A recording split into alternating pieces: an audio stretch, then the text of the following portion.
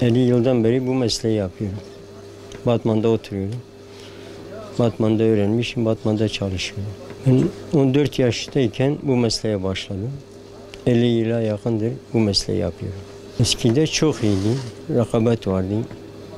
Biz bayramlara 2-3 ay kala iş tutmuyorduk. İş yoğunluktan, ama şu anda eskisi gibi iş kalmamış. Hayat pahalıydı.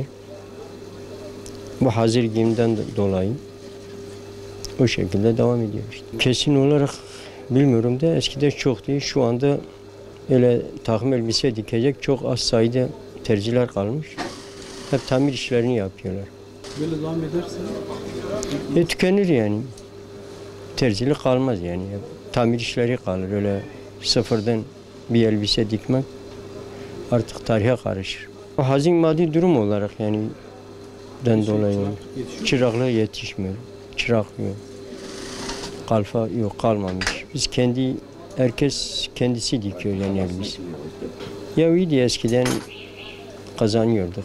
Ama şu anda yok. İşte 5 çocuk büyüttüm yani. Evlendirdim. Evlendirdiniz. Askerliği yapmış, ayrılmışlar. Şu anda yanımda birisi çalışıyor. Bana yardım ediyor. İleride bu meslek kalmaz yani. Biter yani. Yok, tercihli geliyor biraz, orta direk geliyor bize. Öyle çok zengin kesim. Hani öyle bizim ısmarlama olduğu için aynı zaman gün olarak bitiremiyoruz. Ondan dolayı yok.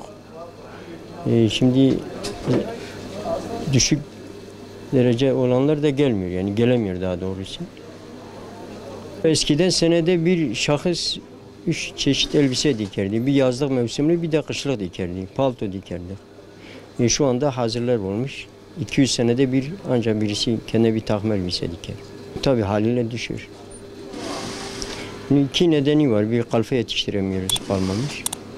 Bir de pahalılıktan dolayı işler düşmüş.